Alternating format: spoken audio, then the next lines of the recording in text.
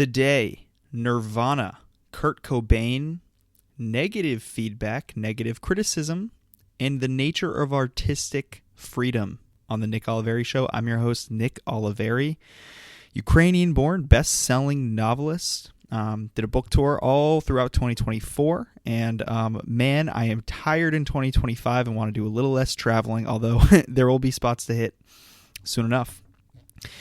Now, today, let's get right into it. Thank you for coming on, hopping on, joining. I just really appreciate it. This isn't necessarily a passion project. This isn't necessarily, but it's not business. It's another way for me to express myself. Now, I want to start this episode off with actually some negative feedback I got on my last two episodes, mainly my 2 episodes ago, episode 1, literally, of the show. I'm already getting some backlash because I spoke about Onyx Storm and I had some criticism for it, and I think I'm seeing it in the algorithm and the numbers, and I think the machine. Hey, call me a conspiracy theorist, but if more powerful people and wealthy people want me to shut up about being negative over Onyx Storm, then I probably will get downgraded in the algos, the almighty algos. That's just how it goes. Anyways, I was critical of Onyx Storm, and not just Onyx Storm, because I was very vocal and explicit. I've never read that book by Rebecca Yarros. I've never read it. I was mainly critical about the apparatus around which it was sold. Okay. And I got negative criticism about that. I was even called, I was told by someone I came off as a disgruntled, like an old disgruntled, by the way, I'm 24 at the time of recording this, an old disgruntled novelist who's jealous of someone else's success. I'm not that. I was told that. I was told a bunch of other things. I was made fun of on multiple platforms and in person. That's okay. Sometimes you give what you get. I know, like, there will be really corny, like, Facebook posts that your mom, like, reposts, or, like, or you see on, like, Instagram reels to some really corny acoustic music in the background of a sunset, and it says, oh, in life, you give what you get. You're just gonna get what you give. Sometimes a little later. Sometimes you get what you give. And it gets paid back to you in interest. But interest takes a while in all this crap. That's not actually always how the world works. Study nature, read a couple pages of a history book, maybe just one page of a history book. You don't always get what you give. There are takers in this world. There are bad deals. There are the world is not full of reciprocity. The world is not full of balance. People aren't balanced. Yes, you're not balanced. Nor am I, but that should be clear by now. Especially if you've taken a walk through my literature, you can follow me on Amazon in the link below. And I'm going to continue to promote that. I have multiple, and we just got some new bracelets for the Idaza fashion line, gold laced 18-karat bracelets with Idazan scriptures, artisanally made. Very exciting. That was a tangent. But anyways, yeah, so I gave some negativity out there in the world, and I got some negativity back. Some people would say you get what you get what you give. You get what you give. Not the case, but in this case, I did get some reciprocated negativity, we could say. And my answer is no. I'm not a disgruntled author who's jealous of someone else's greater success in terms of commercial success. In fact, there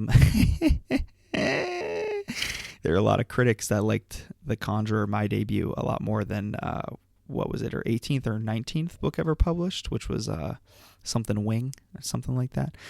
But I'm not here on this podcast doing these episodes and talking my you-know-what to tout my accomplishments and to toot my own horn.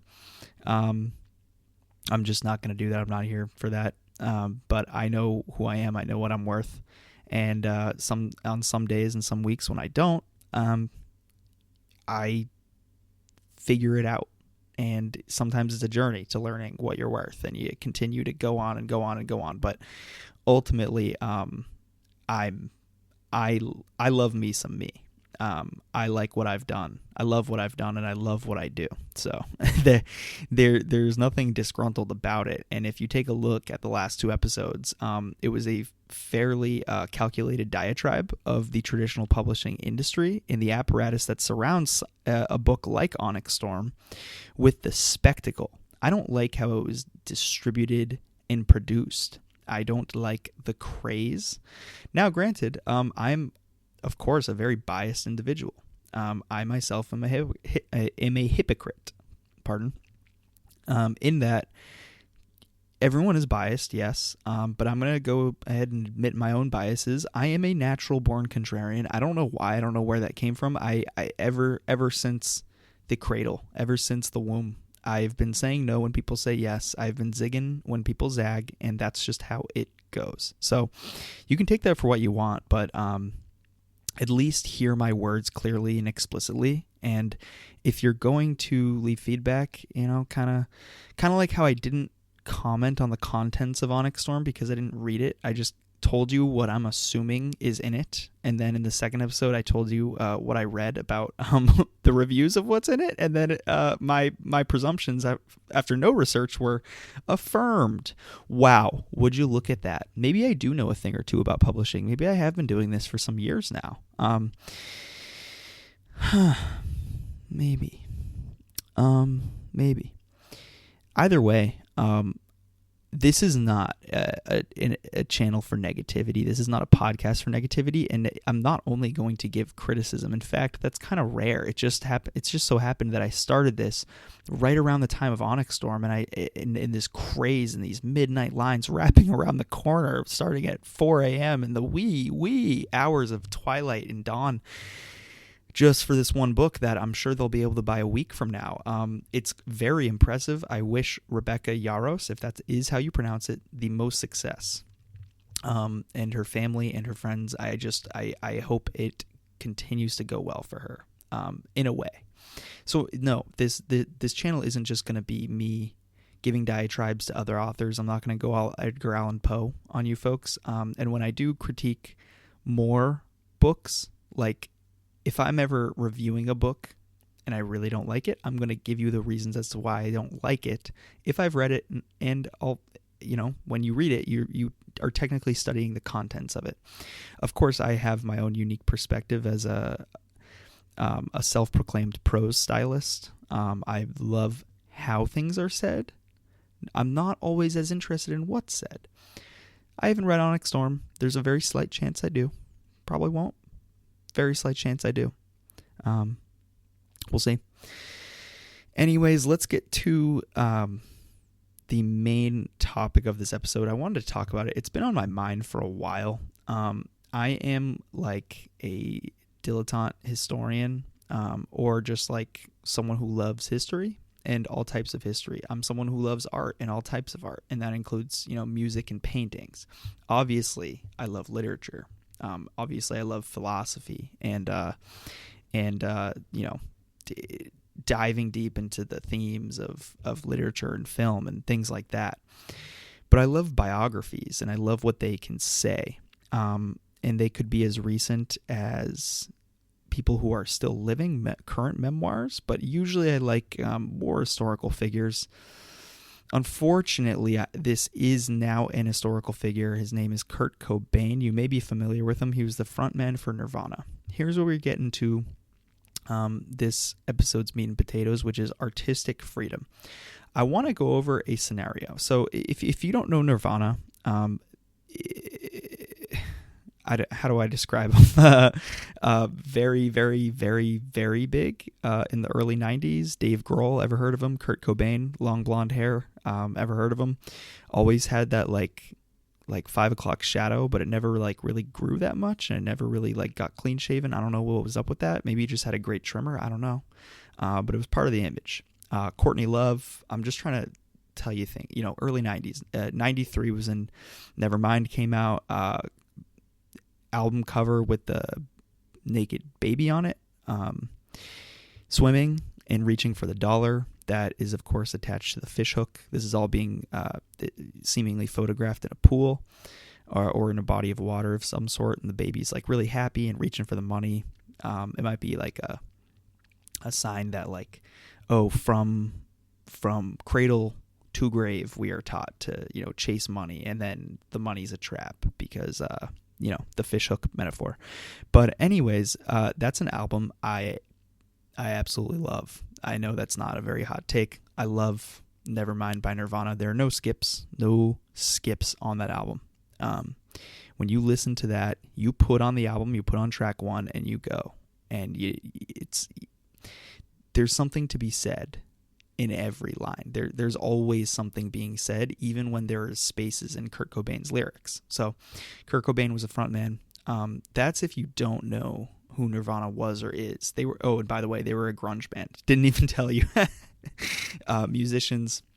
And it was kind of a reaction. And a guttural, visceral reaction, the grunge movement. Now I'm really being like a pseudo-historian here because I'm not super well versed in late 20th century pop music and pop rock. But what was really popular in the 70s and 80s, one genre was like kind of this version of glam rock and pop, but a lot of glam rock and a lot of, if you've ever heard hair bands and synthesizers were like not just coming out, but coming to the forefront of music, and then people began to overdo it with the synthesizers. Like, have you ever, when you were younger, did you ever get something for Christmas or Hanukkah or birthday, whatever? But like when you were a kid, I'm talking, and you got this present, and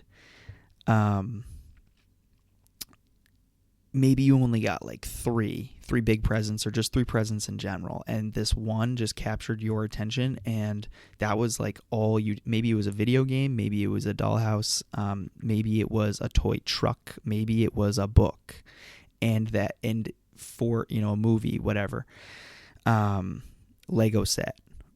And for the next week or 2 weeks, that's like all you did. So you like overcorrected the cadence and flow of your life based on that like one new gift. That was essentially the synthesizer in the 60s, 70s, and 80s. Not so much the 60s, but 70s and 80s. And that brought about a lot of the glam rock, which grunge music was in effect a reaction to it. Look at history. It really is just a pendulum swinging back and forth. And you can find that in microcosmic situations, and you can find that on the largest scale of civilization possible. It is a giant pendulum, larger than any of us can see or even fathom, and it goes back and forth in small ways and in big ones. Grunge music was supposed to be the rebellious, the means of taking back this power, and making things less corporate, if you will. Now, this is just my own take on grunge in the late 80s, early 90s grunge movement. But it was a rejection of their parents. Now, every generation really eventually, with the OK Boomer stuff that occurred 10, maybe 5 years ago, like OK Boomer, it was dismissive of the past generations. You see it in the NBA. I don't know if you follow sports. I was going to say I don't care if you follow sports, but I do. That's kind of dismissive. I don't know if you follow sports, but it happens in the NBA. Current generations dismiss previous generations. We're done with the 90s. That was, Michael Jordan's era. We're done with it. We want to, Steph and KD and Anthony Edwards they're way better. They're way more athletic. Whether or not that's true, I'm not going to get into that. That's not the point. It's just the children eventually, sooner or later, shun their parents because they have to, and that goes for generations as well. It goes back to the pendulum idea. It could be microcosmic pendulum in a house. Maybe a kid is really good, and then eventually they grow and they turn on the parents. And maybe you've seen this growing up with your peers. Maybe you've done it yourself. Maybe you're a parent and that's being done to you. And it also happens in macro levels, like with the grunge movement. It was a rejection of this glitzy glam rock with these stylized hair bands and these big costumes and these wavy, glittery, glamorous vests and makeup and oh my gosh, think Kiss, think well, Motley Crue was actually like a little bit grittier than these guys, but think like David Bowie, even Michael Jackson to an extent was a part of this. He was bigger than anyone else, but think Kiss. Think like even someone like Metallica or Guns N' Roses. They were not grunge. They were like a pop rock, pseudo metal. A lot of people and music aficionados that love like classic rock or hard rock are gonna tear me apart for that, but I'm just giving you my simple take. So Nirvana was a part of that movement, and they were one of the best to come out of that movement. And quickly they climbed. I'm not going to give you the history of them. What I want to get is to their idea of artistic freedom, because when we look at grunge, it's not just a reaction to a past generation, and nor is it only a rejection of a previous musical generation. It was actually, because it was more than that. I would be reductive if I were to say it's just a rejection. It was gritty. I mean, the word, the genre itself is called grunge. And nowadays you can use an adjective like grungy. Think about it for 1 sec. I'm just going to have you think. Sorry. I'm just going to have you think for 1 sec. Grungy. What does that mean to you? What does that look like to you? Is there a picture in your head when I say the word grungy? When you even read the word grungy in a book, say it just appears in this paragraph. Some gentleman comes to town wearing this, worn leather top hat with grungy hair, or just in a grungy outfit, whatever. What comes to mind? It's probably something that's not stylized. It's probably something that's looks downtrodden, or maybe dismissive, maybe rebellious, maybe even probably dirty, probably relatively dirty, and that's where Nirvana was going, and that's where they were taking things. That's what they were about as part of the movement. And I say all that to put this into context. When you are not only rejecting a prior generation of music, and your output is a reaction, is the reaction, but your rejection is in the form of salty, angry, visceral, guttural, literally grungy affect. We're talking about consistent white noise, like static. We're talking about like, I don't care what we wear. I don't care. In fact, not only that, I'm going to be showy about not caring what I wear. I'm going to go to the thrift shop 5 minutes before a show and pick out the second or third shirt that I see, maybe the first one, just to spite you all. And you're not even going to know it. I barely even know what I'm wearing. And of course, there were drugs in the 60s and 70s. We all know that. But, drugs then too. Unfortunately, Kurt Cobain had a lot of issues with addiction, allegedly, or I believe actually documented, had bipolar. But for the topic of today, the whole point of all this context is this, folks. It's this. If you're going to have your whole image centered around the music strictly, and say, if there is a spectacle to us, it's that there is no spectacle. There is no sheen in front of us. I'm going to say shut up to interviewers. I'm going to say shut up to whoever. I'm going to storm out. I'm going to smash things. I'm going to just show who I am. I'm going to say really vulgar, dirty stuff. I'm not calling Nirvana or grunge bands bad people, but like, they were grungy. Take that for what you want. They were grungy. Do you see what I'm saying? So how can you be grunge or even punkish in terms of music, or even just the essence of punk? I know those are two different things. Once again, music heads, don't kill me, please. I'm more of a hip hop guy, although I love Nirvana as well. All sorts of stuff, but really hip hop's kind of my wheelhouse. If you want to be punk, if you want to be like post glam rock grunge, kind of that garage band aesthetic, how are you going to do that effectively and be truly authentic? Because that's what what was a lot of the defining factors of grunge is authenticity. And oftentimes it came off as negativity or anger or rage. Harkening to Rage Against the Machine real quick. Whoop, Rage Against the Machine. Quick shout out. Love them too. But that was how, if you are under corporate control, and yes, especially definitely in the early 90s, there was no internet huge platform where you could put your music on and be seen by millions to even maybe billions of people. It didn't exist in the early 90s. I'm not saying the internet didn't exist. I'm saying you didn't have platforms. You didn't have Spotify and things like we have today. You didn't have YouTube. You didn't have SoundCloud.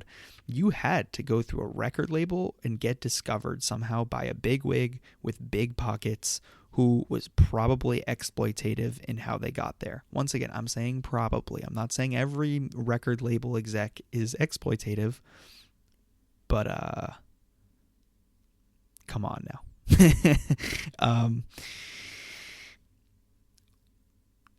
Let's look at what Nirvana did when they were rising to fame and stardom, when they were catching their wind, if you will, when the wind was hitting their sails, if you will. And you couldn't go indie. They were already signed to some record label. They made the album Bleach, their debut album Bleach, for about around $600. This is well documented. Then they went on to go, and there were actually two record labels, one of them very large, the other still formidable, bidding on them. I wouldn't call it a bidding war. I wasn't there, and it just kind of sounded like they had two offers, and then it was like, okay, take it or leave it, kids, because record labels are a little bit like venture capitalists, where they know all their little baby turtles are not getting to the ocean. They know most aren't. So they're like, you know what, you're unique, you're different. Here's some money, and now we own you, but make music for us. They had two big offers. One of them was from Geffen Records for around $287-ish grand. Not inflation adjusted, just at the time, around $287. So over $250,000 offer from Geffen Records. And they had $1 million offer from Capitol Records. Which one did they choose? Well, if I tell you in a vacuum, just that, which one do you think they chose? Then if I told you they chose Geffen Records, they chose to sign with Geffen. They spat in Capitol Records' face, not literally, well, maybe literally. They did have Kurt Cobain. He would do some stuff, and he actually vomited quite often. But they spit in Capitol Records' face, and they said, we're going with Geffen. Why? Geffen is almost 25% of what Capitol Records was offering them. It was for full creative control. As in Nirvana, signing with Geffen Records, maintained full artistic control. Hear me clearly. I'm not going to go into the specificities of the actual deal itself. I don't know who owns the freaking, masters to the music now. I don't know who owned it then. I do know that Nirvana, the band, made a lot of money while Kurt was alive. I know Dave Grohl is still doing quite well, and he went on to, I believe, the Foo Fighters. Please don't kill me if I'm wrong. Capitol Records was going to shape their image. Geffen Records said, record with us. We'll pay you this.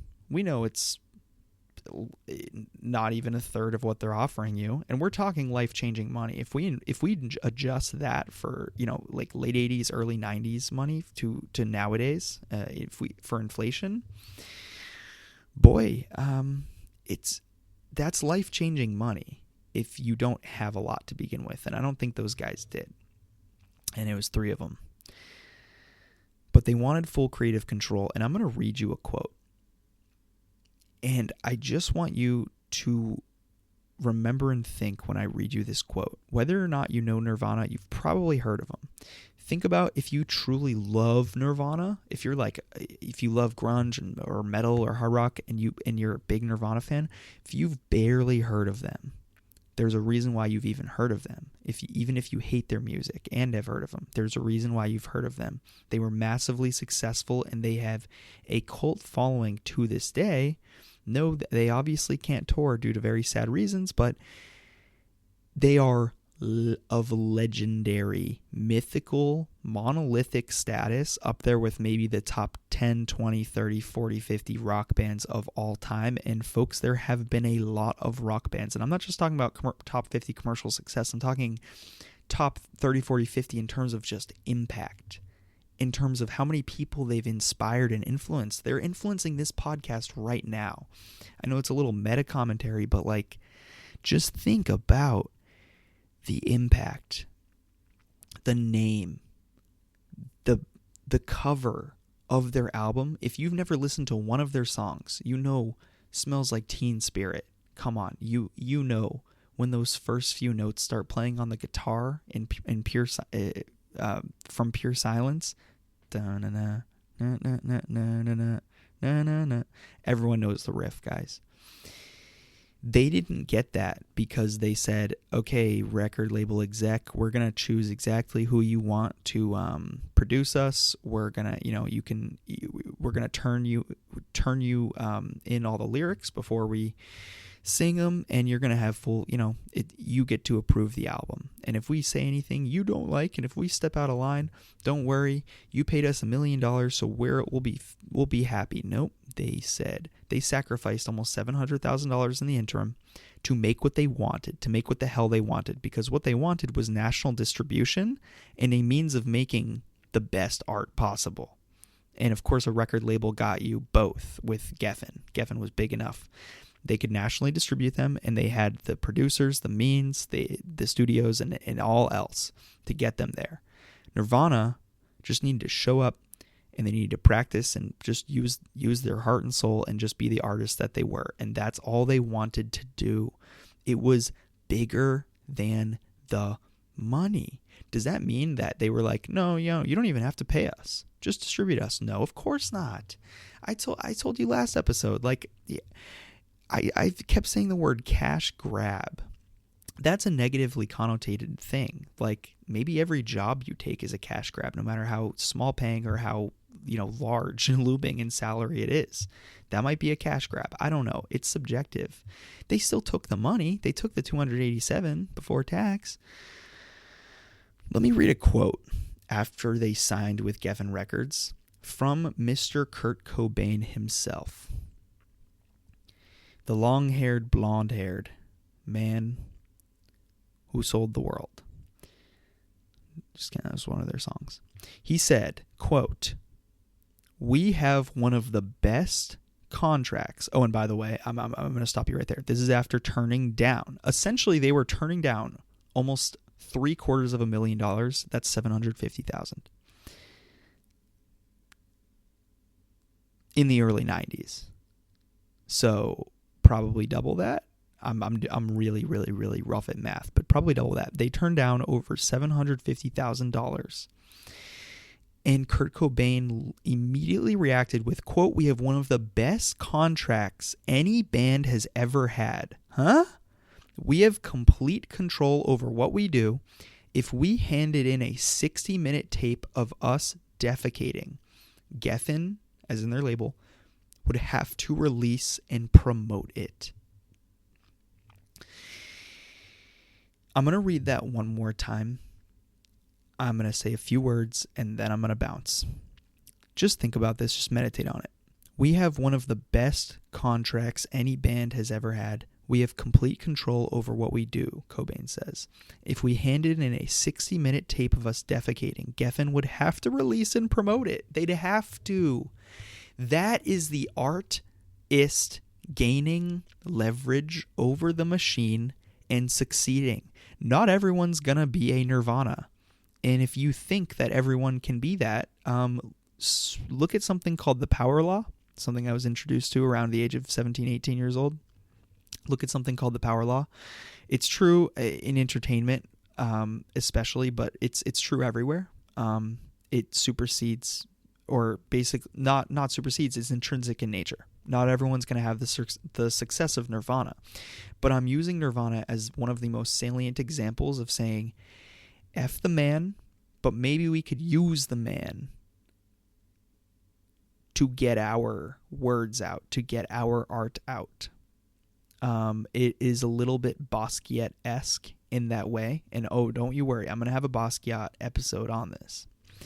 I'm going to have a Basquiat episode and go all into it. It might even be a mini-series. But just tactically, if you are an artist or a novelist, but if you're a creator of any sort, if you're a marketer even, like if you're a salesperson, most people are artists and they don't realize it. Everyone is a philosopher and most don't realize it. That's a little saying that I just made up. But it stands true. Most people are artists. You do something. Do you bake? Do you cook? Now, most people that cook in the entire world don't want to commercialize it because they do something else. And they're either not good enough or not interested enough to do it. But if you say you wanted to commercialize it, you'd have to start, doing the, quote, business side of cooking in terms of promotion, in terms of signing deals or looking for deals or talking to the right people, talking with Giada and all the, Bobby Flay and Guy Fieri. Like you have to start doing the business thing of cooking, and it takes away from the cooking. What Nirvana said is, we're going to engage with you business-wise. And by the way, before they signed this contract, they did a grueling, mind-bending, and from the likes of it, an awful tour in Europe, where the acoustics at most venues were bad and small and cramped, and they were traveling in a van, and they were all sweaty and dirty, and they had equipment troubles the whole time, and they did like 36 shows in like 40-something days or 50 days.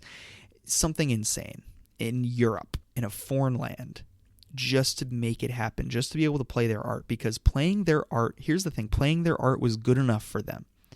Getting the lyrics out were good enough for them. That didn't mean they weren't ambitious. You can be ambitious.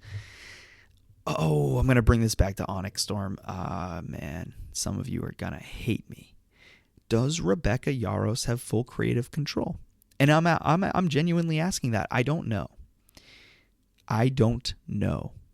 Does Rebecca Yarros have full, and I mean full, creative control and last say over what she publishes, over what every bookstore, what Amazon sells, what every retailer sells? However it gets printed, does she have the final say? That's what I want to know.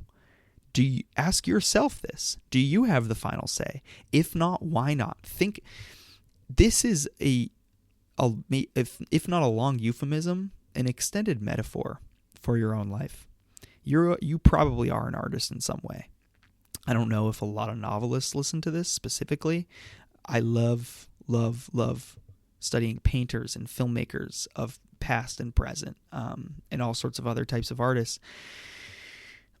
Or if you don't even think of yourself as an artist, you probably do something artful. Relationships can be artful.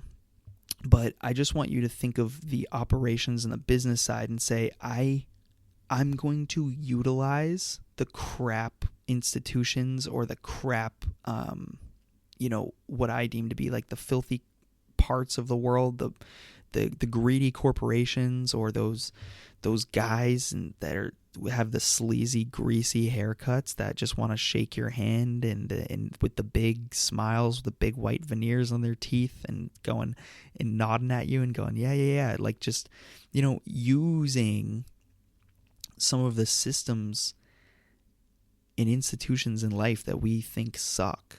The government, the corporations, so many institutions really suck. I'm not saying every corporation sucks. I'm not saying everyone in government sucks. So don't take that. So don't, like I said, hear me clearly and hear me explicitly. But what I am saying is there are a whole lot of institutions. Most of them are corrupted in some way. Why not leverage them for the use of our art? Okay. Why not? Why not? Just because the means might be awful doesn't mean it actually can't add to your final product. All Nirvana wanted was national distribution and a means of production. They got both, and they turned down $750,000. That's $250,000 for each member of the band. They had 3 members at the time. Remember, a drummer, a bassist, and a guitarist. Just sit on it. And if I didn't, either make you think, I hope I at least entertained you and at least maybe brought up some questions in your mind for you to maybe think about later and stew on, because I love this story. I love the backdrop of it, and I think it's usable for anyone and everyone, but especially those of us that are deemed artists or that deem ourselves as artists. It's especially pertinent to that. They turned down $750,000. Oh, and by the way, if we're going to talk commercialism or their commercial impact, I'm assuming they made a whole lot more money betting on themselves with Geffen Records rather than Capitol. Just saying. Because if they didn't have the full creative control to do whatever they wanted and make whatever they wanted, including if they wanted a 60-minute tape of them defecating, they obviously didn't. They made Nevermind, which is one of the greatest rock albums of all time. Don't at me. They would have never none of it would have happened. This specific podcast episode wouldn't have happened. All those people that love Nirvana, that went to the concerts, the people got, just the butterfly effect, the impact from all of it, it never would have happened, good or bad, without them saying, no, we need to play our art. If we don't, I'm just going to leave you with this, okay? This is the sign off. If you don't have the final say in what you produce, why not? And who does? And ask yourself the important questions. Do you care? Do you care that you're a puppet? Because you're a puppet if you don't have the final say of what you produce. Yeah. That's probably the harshest thing I've said in this 37-minute episode, and I'm standing by it. In some way, shape, or form, you are a puppet. If you are paid a salary, then tell me who is the master. If you, and I'm not saying if you get a salary that's bad, it's great. It means you got a job, you're getting income. If you don't have final say over what you produce, and it could be in any facet of life, you are in some ways a puppet. Think about freedom. I was thinking about this in terms of artistic freedom, but really freedom in general. And look at what they did with all that freedom. I'm Nick Oliveri. Thank you for listening.